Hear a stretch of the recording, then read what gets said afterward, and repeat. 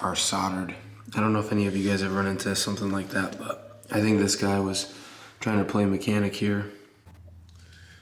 What is going on, everybody, and welcome back. So in this one we are going to be working on all kinds of stuff. Painting is first and foremost. Just show you guys the progress with everything. I've got all my moldings all done, biscuit joined, and the joints came out pretty good. I tried to fill what I could, and I think this one I did 2 coats on, and some of them ended up doing 3 coats just to make sure. Actually, this might be a 3-coat guy, and I think this is a 2-coat. Some of them were composite and had been replaced, and some of them were old stained boards, and I sanded through to some dark stain in some areas, and it just took 3 coats to cover that, and I think it looks good on these.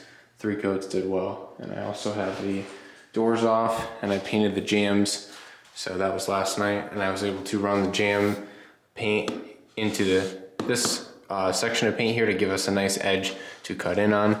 Only thing, yeah, this looks pretty good actually. I tried to go nice and thick on these edges because you gotta figure out how much reveal we're gonna have, which is how much you see on the jam. And I just want to make sure this whole thing's white so I don't have to worry about it. And I like when the molding is separate from it and you can see the lines from where it's separate. I don't like when you paint everything and it's all like together and it's like you caulked all the joints and stuff. That kind of just bugs me. I don't know, that's how everybody does it. They always caulk everything and make sure that everything's seamless. But I don't personally like that. I want to have 2 pieces, the wall that's the color that it's supposed to be and the trim the color it's supposed to be, and no blend in between of where you've been jamming paint in the crack for like 10 different paint jobs. I just think it looks sloppy to me, and I think it looks really clean when you take the molding off. Maybe I'm totally bonkers, but my dad did that in our house, and he was staining all the trim, that's why he did it, but I just want to do it anyway, just because I like the clean lines and the different colors not blending. I don't want to have any paint on trim, or no wall paint on trim and no trim paint on the wall. I just, other than in this scenario where I can't remove it, I'll have to cut a line here, but it's the inside of the closet, I don't care. Anyway, we did the ceiling in here. We did 2 coats of the Sherwin-Williams premium ceiling paint in here, and it came out pretty nice, I think. It's not the best ceiling. There's some popping tape joints, but I'm gonna try to just not go down that road right now. I fixed the whole ceiling in the bedroom, and it took a long time, per se, because it's a large space and because I wanted it to look nice. So I'm just gonna skip that step here, and we painted the ceiling with 2 coats in one night. And now I'm gonna take all the blocking off the walls for the built-in furniture, and then I'm just gonna paint the color that the room's gonna be in here. So that's what I'm doing tonight, is I'm just gonna try to get this closet painted. Because once the closet's painted with 2 coats, we can put all the stuff back in here, all the built-ins, and then I'll be able to paint the room more effectively. And we can put the trim on in here, and just, we're gonna experiment in the closet before we come out here on rolling technique and all that stuff. So this is a good practice run to see what everything's gonna do and what the coverage will be. I know it's going over this and we're going over primer out here, but shouldn't make that big of a difference. So that's what we're doing in this one. All right, so I got the first coat of paint on. I did use that little edging tool from Behr. My dad swears by this thing. I don't know, it would work good in a room with a flat ceiling / nice walls, but this house is majorly flawed, so it kind of goes up and down. It looks good on 80% of the ceiling, but the few areas that are a little bit jagged, it rides high on or low, and I can't get it to fill in the gap. So I think maybe a brush would be better in those scenarios, or this angled wall here, it tended to ride pretty high versus the rest of it, but I didn't get any like huge gobs of paint on the ceiling, so it looks okay. Might be a couple areas to touch up, but it's also a walk-in closet, and you really can't even, it looks pretty good, honestly. So I'm not gonna complain, it's way better than it was. This guy had paint all over the ceiling, so I'm pretty happy. Gotta do a second coat in here, and I already used almost a half a can of paint, so it's a pretty big closet. And I really was not super generous with the paint, and it is a tan, so it's kind of like gonna take a lot to cover. Second coat should cover it, but definitely still drying over here. Over here looks a little drier, but we still have some areas where you can see through the paint. So yeah, overall nice paint, looks good. Just needs second coat, and then I'll report back. But it it looks good. I think it's a nice color. So jump forward to another coat on the walls, and I cut in again with the brush this time. Went a little bit better, and then I assembled the closet. So everything's done. I put the trim on, which was painted with 2 coats of emerald urethane trim enamel, which is good stuff. I recommend it. Covers pretty well, even in areas where you have some darker wood. Obviously, I didn't cut all these pieces. I just put them back. Somebody else did these terrible miter joints, and that's fine because it's just a closet and it looks good. And these 2 boards right here, since this was an addition and there's masonry behind this wall, but you can tell with these 2 blue screws in each of these, those are concrete screws, so there's like brick over there or something. And what we did was, I'm just gonna have to glue these baseboard molding on, even though they're sitting up just fine like that. I'm gonna put a little bit of caulk on them and just glue them, and that way they won't fall off, and because I don't want to nail and have to worry about going into the masonry. It's just not gonna be ideal. So yeah, I still gotta paint the doors, but I did the room as well. Went ahead and painted the walls. Jack Frost, it's a Bear color, Sherwin-Williams paint. I haven't used Benjamin Moore yet, but Sherwin-Williams emerald paint, and we did 2 coats, and it really did come out very nice. I gotta hook up the spotlight to give you guys the full effect, which is funny because you'll never have a spotlight hooked up ever. Although, when you do, it shows you all the imperfections, and in reality, the walls do look pretty good versus what it looked like before. Even with the spotlight, they're pretty good. No joke. I'm very content with the way everything came out, and I just put the window trim on the window last night, and everything came out pretty good. I filled in all the holes. I've been using something that we used to use when I worked doing cabinets, but this is a Mohawk fill stick, and sorry, I wasn't holding it right. A Mohawk fill stick, and what it does is it's wax, and the wax fills in the nail holes, and then it will leave a little bit of a mark in the area that you filled them in, but for the most part, you can barely tell where the nail holes are, and you don't really have to repaint it after that either. We used to use these on cabinets and stuff. We used to use all the time, so it's all how good you want to get it. And I do have like where I nailed this on. Normally you'd paint over this whole thing, and maybe in other rooms I will change my technique based on the way how this looks. I may try to caulk this and see if it looks any better with some clear caulk in it. And I definitely have to do something down here. Whether I stick a shim in there and then caulk over top of it or something like that. But otherwise, we got a big gap here. But I used some spray foam in all the voids as well. I could tell you all kinds of stuff. I've been working hard and I haven't picked up the camera in a little while, but I just wanted to update you guys on everything.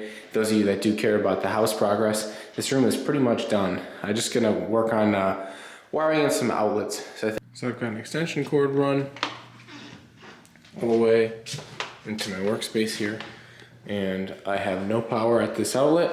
What I did was I had this carbon monoxide detector, and it beeps when the power turns off. So I plugged it into here because I had turned off a breaker, and it turned off the hallway outlet, and this thing beeped, and I was like, oh, that is gonna help me. So I plugged it in here, and when I heard the beep, I knew that there was no power here. So now I know I have no power to any of these outlets or any of these switches. So this runs the bedroom outlets, switches, and it also runs on the other side of this wall.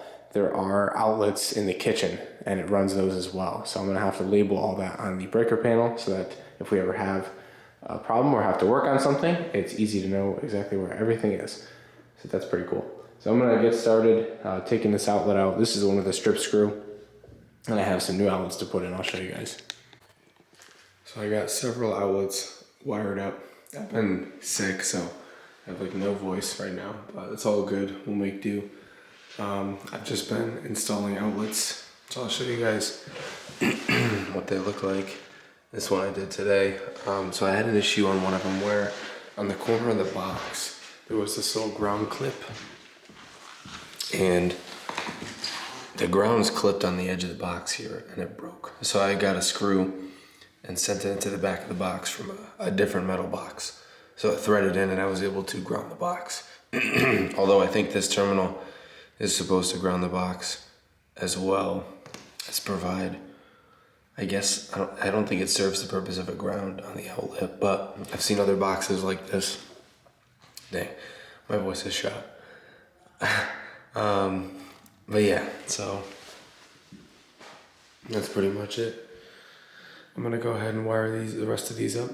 I did find out that it was pretty crazy. All of the wires in the box are soldered. I don't know if any of you guys have run into something like that, but I think this guy was trying to play mechanic here and soldered all the wires. I wouldn't have done it that way. I probably would have either used the Wago lever nuts or used wire nuts like a normal person. But this guy was obviously special. Nobody did it like that since like the 30s, I'm pretty sure. I was researching it. That little clip is what I was talking about up here that broke. So I ended up using a screw into the back of the box, which at the right angle you should be able to see into. But yeah, I'm just gonna wire this outlet up. And so he's got, one of the outlets is switched and one of them is powered on all the time. So I think the way that he had them set up was black on top and the red on the bottom. And the black is hot and the red is from the switch. So we got that switch up there, sends it down. So this is like a 4-wire. You have a black, white, red, and a ground. And the box always should be grounded, and then you ground to the outlet itself. So these outlets that I have here are pretty cool. But what you have to do if you're switching the side here, brass always goes to black. Brass is hot, black is hot, and black and brass always go together. And then neutral goes to silver. Those are like the basics. So this little tab here, you have to break off this thing right here that joins the two, and then you can power them individually. That's just how he had it wired, so that's how I'm gonna keep it. I wouldn't have done it that way probably. Maybe I do a couple outlets in the room, not every single outlet, but they're all switched like he had it, so it is what it is. That's how I'm gonna run it and have every single top outlet be switched. Or it was a top for him, and maybe the bottom for us because I flipped the outlets now, I think. So I'm gonna go ahead and wire this thing up, and I'll show you guys what it looks like when we're done. I'll hook up the two to this side here, black, red, and then on this one will be the neutral wire, and then this is your ground wire. So I got all the outlets wired in. 1, 2, 3, 4, and 5. And they all came out pretty good. I am very happy with the way that they look. Nice and modern with the, you know, no screws. A couple of them look a little crooked and whatnot, but the wall's not super consistent. It is an old house, and I am willing to live with it. I think it looks great for what it is and from what it came from. This room looks amazing. So I don't know if you guys are following along. I know not as many people watch these videos, but this is what I'm up to. So I'm just gonna do some caulking at some point soon. Just caulk on some trim, but I'll save that for later. I did change these switches out, and they're nice white switches now, not yellow. And what I did notice is that they are not grounded. And back in the day, they didn't use to ground switches. But I guess if this is shorted to the main, this main plate here, you can actually get zapped through the screw that goes into this cover, or into this, you know, piece of the switch through the cover plate, because the switch goes into this metal. So if this thing shorts out in a way where this cover is live, it can't hit you through the screw. So I'm gonna ground it. There is a ground wire in there, it's just tucked away. So the box is grounded, so we're just gonna add a little Wago connector when they come in tomorrow. And I'll put a ground to each of these switches, and that way you can't get zapped from the switch. And all the grounds on all these are good. I use my electrical tester to plug in and test everything out. And I'm happy with it, so I'm just cleaning up, and I'm pretty much wrapping this up. So this is the bathroom ceiling. We took the drop ceiling out, and this is what's going on in here. So I just wanted to frame a reference for myself and for you guys about what it looked like before. I think that they expanded the room and took some of the hallway away, but they did it pretty unevenly, and I think I may want to rebuild this wall because it's not even. There's a big bow in the wall, and on the other side it's totally uneven. I'm not sure what they did. I feel like they just measured wrong. We have exposed electrical wires. I mean, there's nothing about this that was done correctly. you can tell. So I just kind of got to gut it to see what we're working with, and maybe we can fix it, because it bugs me so much. But so this is the bathroom. This is project number 2. The other room is pretty much done. So I'm excited about that. We got 2 layers of sheetrock on the wall, so we got a lot of destroying to do. And he's tiled in the jamb here. I mean, it's not good. It's not good, guys. Oops, I zoomed in. Hi, there's me. All right, next clip. Hopefully it'll all be ripped apart. I got my sheetrock, so this is just kind of a sneak peek of what went on. It's been a long process of smashing, but basically it was all plaster over metal lath, and then tiled over that at the bottom, and then at the bottom it was tile over tile, and then at the top it was plaster. It was like that sheetrock board, like a thin board, plaster over that, then tile, or no, and over the plaster he had no more sheetrock and then tile. So the walls were this thick in some areas. You can see how thick the wall is down here. So it's been a lot of smashing, a lot of debris, a lot of carnage. This wall in particular, I don't know what's going on here. He built like a fake wall, and there's a hidden box in the ceiling. None of this is to code. I have to fix all this stuff, guys, because I do things the right way, and this is not the right way. Door jamb is out of square like this. So this is the next project. Tune in for these videos, because this is the main bathroom, and we gotta fix this up right. So hopefully you guys are enjoying home improvement stuff. I know it is a lot. Not as much car stuff as you'd like, but this is what's going on in my life right now. So that's what we gotta tackle. So I gotta put a fan in here, re-insulate, all kinds of cool stuff. So that's coming up next. Thanks guys for watching, and peace.